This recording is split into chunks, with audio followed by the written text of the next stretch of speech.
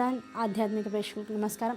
లలితా సహస్రనామాల్లో 160వ శ్లోకంలోకి వచ్చేసాం. నామంలోకి వచ్చేటప్పటికల్లా అమ్మవారి యొక్క శక్తి స్వరూపాన్ని అంతా కూడా మనకి తెలియజేస్తున్నారు వసిన్యాది వాగ్దేవతలు. గంభీర గగనాంతస్థ గర్విత గానలోలుప కల్పనారహిత కాష్ట కాంత కాంతార్థ విగ్రహాయే నమో నమః అనేటువంటి నామం. గంభీర అనేటువంటిది మొట్టమొదటి నామంగా చెప్పారు. గంభీర అంటే అర్థం ఏమిటి? అనంతమైనది అమ్మవారు. అనంతము అంటే ఇక్కడ ఈ సముద్రం అండి ఇక్కడ నుంచి ఇక్కడ దాకా ఒక మెజర్మెంట్ ఉంటుంది. మహాసముద్రం కూడా ఇక్కడ నుంచి ఇక్కడ దాకా ఒక మెజర్మెంట్ ఉంటుంది. అలాగే పైన కనపడేటువంటి తటాకం నుంచి లోపల లోతు దాకా ఒక మెజర్మెంట్ ఉంటుంది. ఆకాశం నుంచి భూమికి ఎంత మెజర్మెంట్ అంటే చెప్పడానికి అవకాశం ఉందా? ఆకాశం ఎక్కడా అంటే భూమి పైన ఒక అంగుళం నుంచి మొత్తం అంతా ఆకాశం. సో భూమికి ఆకాశానికి ఎంత దూరము అంటే చెప్పడానికి ఇప్పటిదాకా కూడా మనిషి తన బుద్ధితో ఎక్కడా కూడా ఒక మెజర్మెంట్ టేప్ని కనుగొనలేకపోయాడు. ఎన్నో కనుగొంటున్నాడు, మందులు కనుక్కుంటున్నాడు, రకరకాల వ్యాధులకి చికిత్సలు కనుక్కుంటున్నాడు, రకరకాల ప్రయోగాలు చేస్తున్నాడు, ప్రయత్నాలు చేస్తున్నాడే. కానీ మొత్తం ఈ భూమిని కొలవడానికి పైకి గ్లోబ్ ఎంత ఉంటుంది అంటే ఒక అందాజాగా ఒక స్థితికి వచ్చాడే తప్ప ఇది పక్కాగా ఇంత ఉంటుంది అని చెప్పడానికి అవకాశం లేదు. అలాగే ఆకాశానికి భూమికి ఎంత దూరము అంటే చెప్పడానికి ఇప్పటిదాకా అవకాశం లేదు. కనుక ఆ లేనటువంటిది ఏదైతే మనకి గోచరం కానటువంటిది ఏదైతే ఉంటుందో అదంతా అనంతమైనది అని చెప్తూ ఉంటాం. అనంతం, ఇంకా దీనికి అంతం లేదండి, అలా ఉంటూనే ఉంటుంది. అనంతమైనది కనుక అమ్మవారు గంభీర. అనంతము అంటే అర్థం ఏమిటి? నిగూఢమైనది అంటే రహస్యంగా ఉండేటువంటిది. అలాగే తెలుసుకున్నట్టుకు శక్యం కానిది, తెలుసుకోవడానికి అసలు ఎట్టి పరిస్థితుల్లో అవకాశం లేనటువంటి స్వరూపం అమ్మవారిది. కనుక అమ్మవారు ఎలాంటిది అంటే అనంతమైన స్వరూపము. కనుక ఆవిడ గంభీర అనేటువంటి నామంతో పిలువబడుతూ ఉంటుంది. నిగూఢమైనటువంటిది, తెలుసుకోవడానికి శక్యం కానటువంటి స్వరూపంగా ఉండేటువంటి తల్లి. కనుక ఆ నిగూఢ స్వరూపిణి ఆవిడే రహస్య స్వరూపిణి. ఆ రహస్య స్వరూపానికి నమస్కారం చేసుకుని ముందుకు వెళ్ళినట్లయితే గగనాంతస్థ అన్నాడు. గగనాంతస్థ అంటే ఆకాశమంతటా కూడా తానే వ్యాపించి ఉండేటువంటి తల్లి. ఆకాశమంతా మొత్తం తానే ఉంటుందిట. ఆకాశమంతా చూసామా? ఇప్పుడు తలకాయ ఎత్తితే మనం ఎంతవరకు చూడగలం? మన చర్మచక్షువులు ఎంతవరకు పర్మిట్ చేస్తాయో ఆకాశాన్ని అంతవరకు చూడగలం. అంతకు మించినటువంటి ఆకాశం ఇంకా లేదా అండి? బోల్డ్ ఆకాశం ఉంది, ఇక్కడ ఉంటుంది. ఇప్పుడు మళ్ళీ ఇక్కడ నుంచి మనం అమీర్పేటకి వెళ్తే ఇంకో ఆకాశం ఉంటుంది, అమీర్పేట నుంచి ఎస్ఆర్ నగర్ వెళ్తే ఇంకో ఆకాశం ఉంటుంది. ఇక్కడ ఉన్నటువంటి చోట నుంచి మనం ఒకే ఆకాశాన్ని అమీర్పేటది, మోతీనగర్ది, లేకపోతే ఇంకో సనత్ నగర్ది, లేకపోతేనేమో చార్మినార్ది, గోల్కొండది ఆకాశం చూడగలం? అది చూడలేం. మొత్తం ఆకాశం అంతా కలిపితే మొత్తం భూమండలం అంతా వ్యాపించి ఉంది. ఆ మొత్తం భూమండలం అంతా వ్యాపించి ఉన్నటువంటి ఆకాశాన్ని నువ్వు ఎంతవరకు చూడగలవు? ఎంతో చూడలేవు. ఒక మహా అయితే ఒక గుప్పెడు చూడగలవు. నీ కళ్ళు ఇలా పైకెత్తితే ఎంతవరకు నీ మెడకై తిరుగుతుందో అంతవరకు నువ్వు చూడగలవు. అంత మించినటువంటి ఆకాశాన్ని నువ్వు చూడలేవు. కనుక ఆకాశమంతటా తానే వ్యాపించి ఉంది. ఈ ఆకాశాన్ని అంతా కూడా ఒక్కసారి కనుక చూడగలిగితే అప్పుడు అమ్మవారిని అబ్బా చూశాను అనేటువంటి భావన కలుగుతుంది. ఇది ఎప్పుడు కలుగుతుంది? మొత్తం ఆకాశాన్ని చూడలేకపోయినా అసలంటూ ఆకాశము మబ్బులు అనేటువంటివి ఏ స్థాయిలో ఉంటాయో ఒకసారి మొట్టమొదటిసారి విమానం ఎక్కామనుకోండి, ఒకసారి ఆ కిటికీలోంచి కిందకి చూస్తే ఒక సర్టైన్ హైట్కి వెళ్ళిపోయిన తర్వాత అప్పుడు అనంతమైనటువంటి ఆకాశం అబ్బా కింద నుంచి ఉంటే ఏదో మబ్బులు ఏదో బ్లూగా కనబడుతూ ఉంటుంది. అలాంటి దానిలో ఇప్పుడు నేను ప్రయాణిస్తున్నాను అనుకున్న తర్వాత అబ్బా అమ్మవారి సృష్టి ఎంత గొప్పది అసలు, దీన్ని మించి ఇంకా పైకి ఎంతో ఉంది. రాకెట్ వెళ్ళిపోతుంది, ఎక్కడికి వెళ్ళిపోతుందో అర్థం కావట్లేదు. మొత్తం భూగోళాన్ని దాటి అనంతమైనటువంటి విశ్వంలోకి, అనంతాకాశంలోకి వెళ్ళిపోతుంది రాకెట్. అదంతా ఆకాశమే అనుకుంటే అసలు నేను ప్రయాణం చేసేది ఎక్కడికి? ఇలా ఒకసారి మనల్ని మనం భావించుకుంటే ఈ భూమి జగత్తులో మనం అణువంతా, ఆ అణువులో సూక్ష్మాతి సూక్ష్మమైనటువంటి రేణువు అంతా, ఆ రేణువుగా ఉండి ఈ అనంతమైనటువంటి భూమిని ఎవడరా ఈ భూమి అసలు చేసింది, అసలు ఎవర్రా ఇన్ని కష్టాలు పెట్టింది, అసలు ఎవడరా ఇవంతా అంది అని మన కాలర్ మనం ఎగిరేసుకుని అసలు ఆ క్రియేట్ చేసిన వాడిని తిట్టేస్తూ ఉంటాం. ఆ తర్వాత ఎదుర్కొన్న వాళ్ళ మనుషుల్ని తిట్టేస్తూ ఉంటాం. మనకు వచ్చిన ఈ చిన్న చిన్న అణువులు, పరిమాణముల రూపంలో ఉన్నటువంటి మనమే మనకు వచ్చిన పెద్ద కష్టాలు అనుకుంటూ ఉంటాం, పెద్ద పెద్ద విపత్తులు అనుకుంటూ ఉంటాం. ఇవన్నీ కాక ఇంత పెద్ద విశ్వం, ఇందులో నేను నాకెంత కష్టం వస్తుంది, నాకెంత సుఖం వస్తుంది, అనంతమైన సుఖం ఉంది, ఇంత చిన్న కష్టం కష్టమా? కాదే. అనంతమైనటువంటి విశ్వం ఉంది, ఇంత చిన్న బాధ ఇలా అనుకుంటూ పోతే అప్పుడు అమ్మవారి యొక్క శక్తి మనకు గోచరం అవుతూ ఉంటుంది.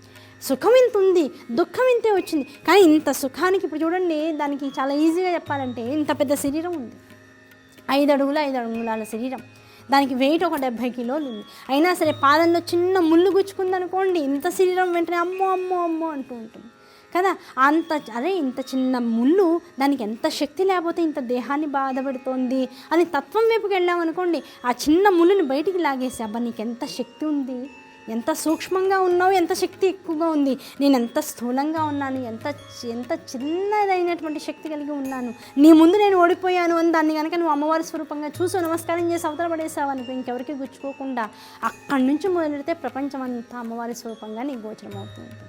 అలా గోచరం చేసుకుంటూ పోతే నువ్వు ఎంత చూడగలవు. ఒక ముళ్ళు దగ్గర నుంచి ఒక మహావృక్షం దాకా, ఒక లోయ దగ్గర నుంచి ఒక పెద్దదైనటువంటి కొండ దాకా ఎన్ని చూడగలవు, ఎన్ని రాళ్ళని చూడగలవు, ఎన్ని శివలింగాల్ని చూడగలవు, ఎన్ని ఇసుక రేణువుల్ని చూడగలవు, ఎంత అనంతాకాశాన్ని చూడగలవు, ఎంత జలరాశిని చూడగలవు, ఎంత అగ్నిని చూడగలవు. అగ్నికి ఇంత అని చెప్పడానికి అవకాశం ఉందా? ఏమీ లేదు. కనుక దేన్ని నువ్వు నిర్వచించలేవు. ఆ నిర్వచించలేనంత స్థితి ఎప్పుడైతే నీకు ఉంటుందో ఆ నిర్వచించలేనటువంటి స్థితియే అమ్మవారి స్వరూపం. కనుక ఆవిడ అనంత స్వరూపిణి. కనుక ఆవిడ గంభీర గగనాంతస్థ. ఆవిడ ఎలాంటిదిట? గర్విత అన్నాడు. గర్విత అంటే అర్థం ఏమిటి? గర్వితురాలైనటువంటి తల్లి. గర్వితురాలు అంటే ఇక్కడ దేనికి గర్వితం? వెంటనే చెప్తున్నాడు, అమ్మవారు పరమశివుల్లో నేను అనేటువంటి భావనతో ఉంటుందిట. ఆ భావనే విశ్వనిర్మాణానికి కారణమైందిట. అంటే శివశక్త్యాయుక్తో ఇది భవతి శక్త ప్రభూతం. అమ్మ ఏది అక్కర్లేదని ఆదియోగిగా ఆయన కూర్చున్నట్ట. ఆయన మనస్సులోకి నువ్వు ఒక చిన్న కోరికలా స్పందన కలిగించావుట. ఆవిడ ఏం చేసింటే ఆయనలోనే ఉంటుంది ఎప్పుడు కూడా, స్పందనని కలిగించిందిట. ఆ స్పందన ఏమిటి? నేను అనంతమవుగాక, అనేకమవుగాక. అప్పటిదాకా అనంతంగా ఉన్నటువంటి వాడు అనేకమైపోయాడు. అనేకమయ్యాడు అంటే ఒక జగత్తు వచ్చేసింది. ఆ జగత్తును మించి ఇంకో జగత్తు. అలా 14 భువనాల యొక్క ఆవిర్భావం జరిగిపోయింది. ఆ 14 భువనాల్లో ప్రకృతి ఆవిర్భావం జరిగింది. ప్రకృతి ఆవిర్భావం జరిగే కన్నా ముందు పంచభూతావిష్కరణ జరిగింది. ఇలా ఒకదాని వెనకాల ఒకటి, ఒకదాని వెనకాల ఒకటి మొత్తం జీవుల యొక్క ఆవిర్భావం అంతా కూడా అయిపోయింది. ఆ జీవులతో పాటుగా మొత్తం జగత్తులో ఉండేటువంటి 64 కోట్ల జీవరాశుల యొక్క ఆవిర్భావం జరిగింది. ఇలా ఆవిర్భావం జరిగింది అంటే ఇప్పుడు అమ్మవారు ఎలాంటిది? గర్విత. అబ్బాయి ఇదంతా కూడా మా ఆయన మనస్సులో నేను ఇచ్చిన కోరికగా మేలాను. ఆహోపురుషికా స్వరూపం అని చెప్తారు సౌందర్యలహరిలో శంకరాచార్యుల వారు.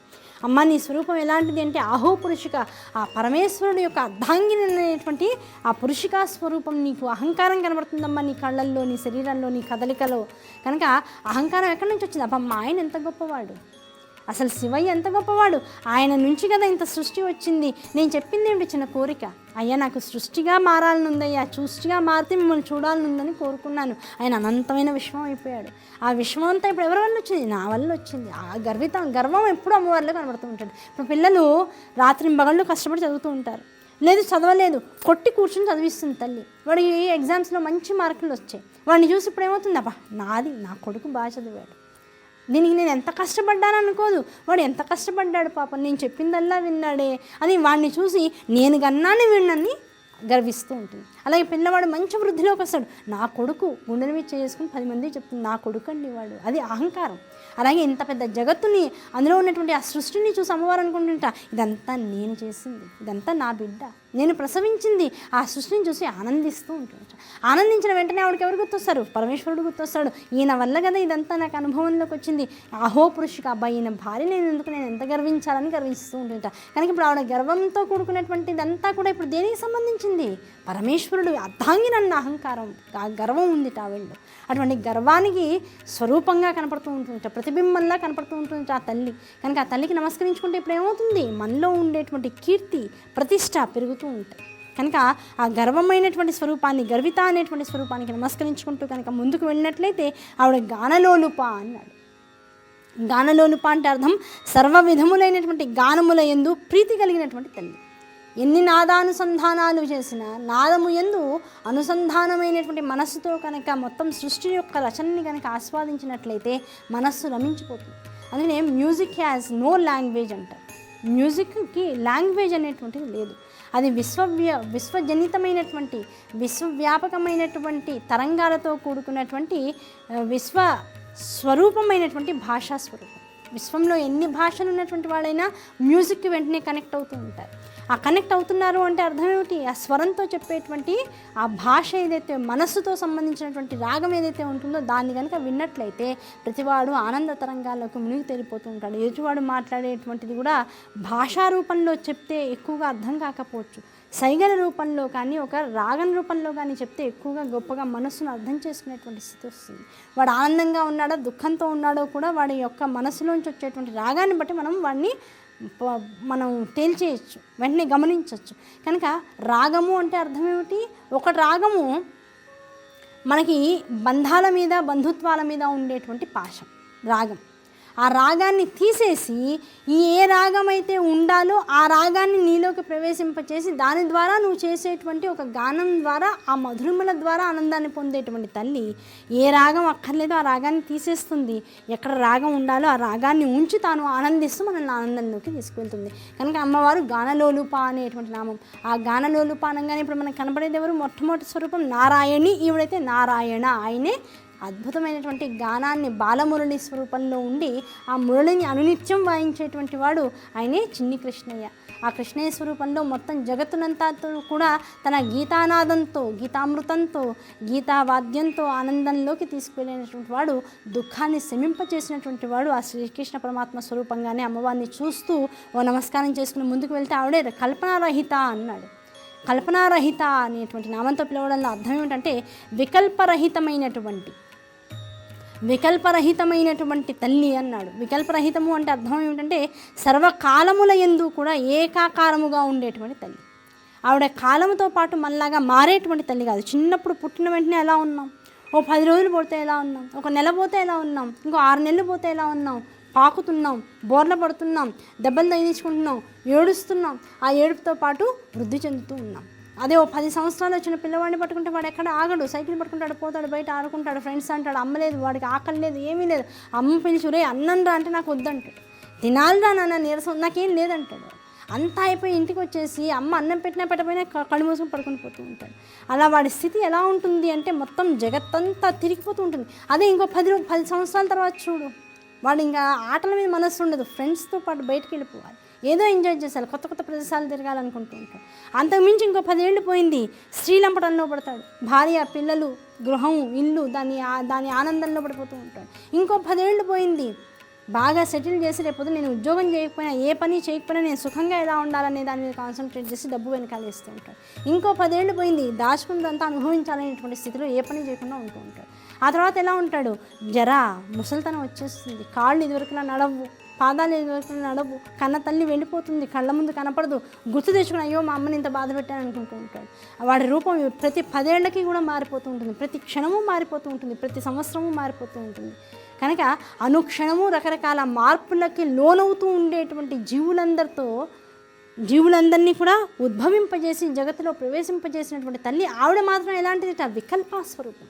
వికల్పాస్వరూపం అంటే ఎన్ని కాలమాన పరిస్థితులు, ఎన్ని యుగాలు, ఎన్ని మహాంతరాళాలు వెళ్ళిపోయినా సరే ఆవిడ ఎప్పుడు కూడా ఎలా ఉంటుందట? శ్రీమాత, శ్రీ మహారాజ్ని, శ్రీమత్సింహాసనేశ్వరి. ఎప్పుడు కూడా ఈ జగత్తులో సృష్టి, స్థితి, లయ అనేటువంటి మూడింటికి కూడా శక్తి స్వరూపంగా తాను నిలుస్తూ జగత్తునంతా కూడా జాగ్రత్తగా చూస్తూ కనుసన్నలతో జగత్తును రక్షిస్తూ ఉంటుందట.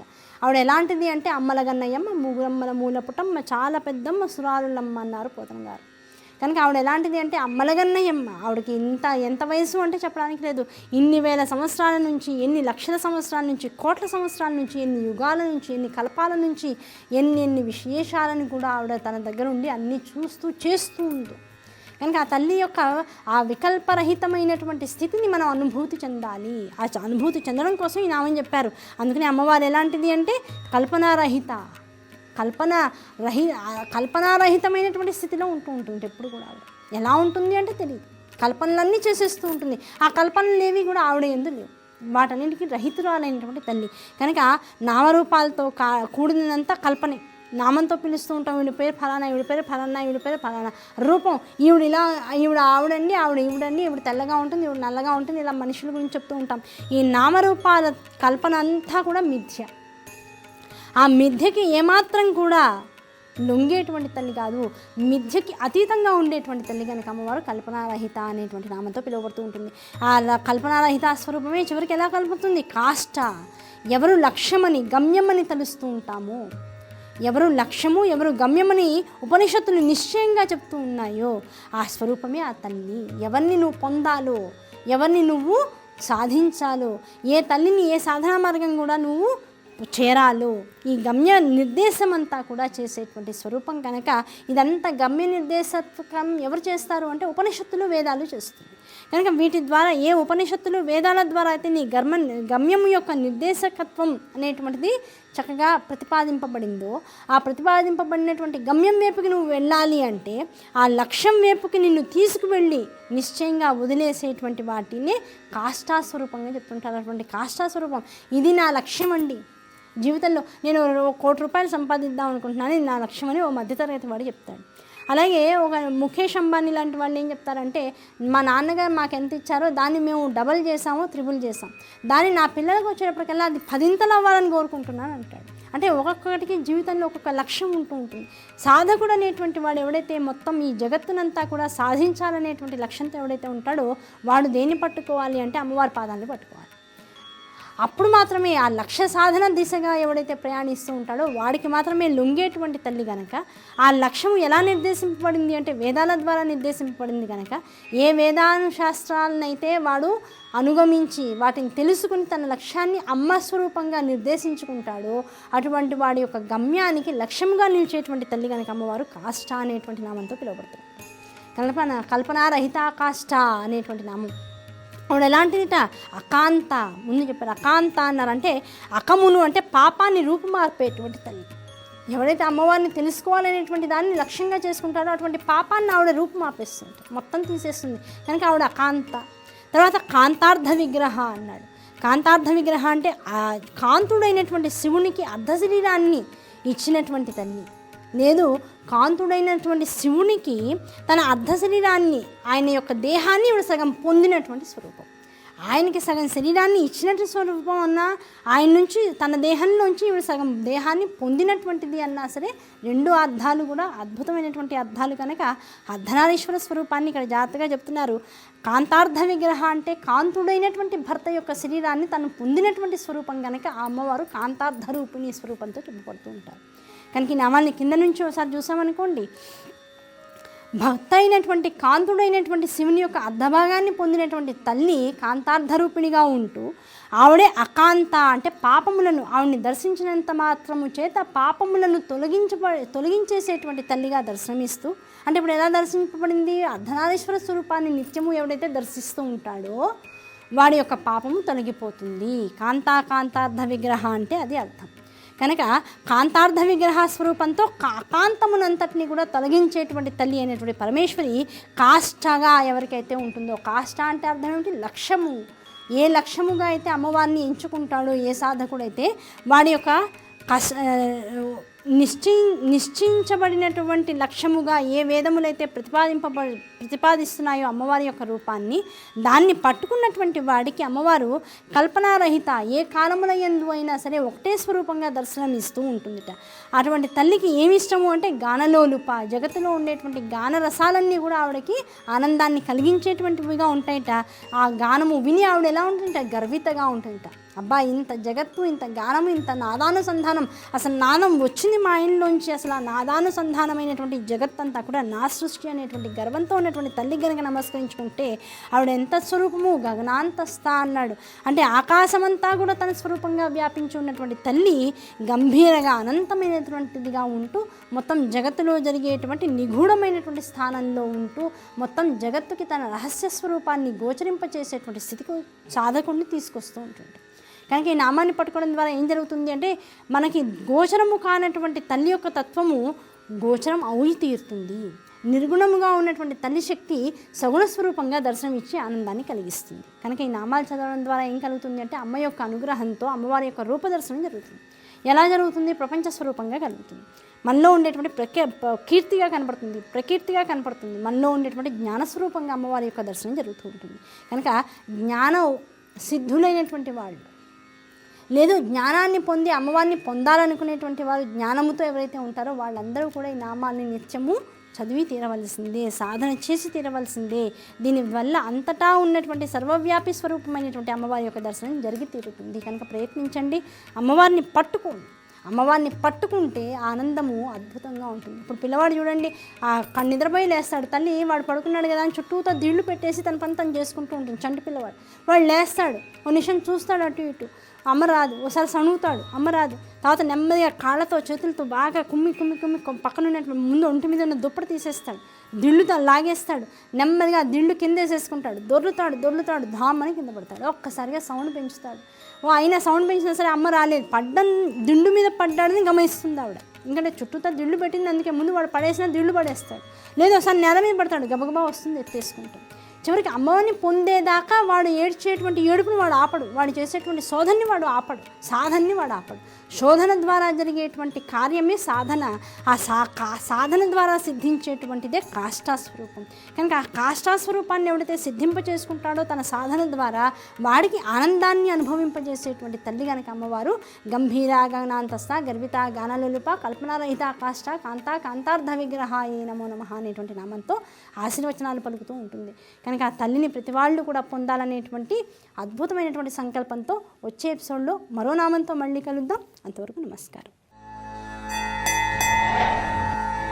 ధర్మం, మర్మం, శాస్త్రం, స్తోత్రం ఇలాంటి మరెన్నో విషయాల గురించి తెలుసుకోవడానికి సబ్స్క్రైబ్ చేసుకోండి ఆధాన్ ఆధ్యాత్మిక.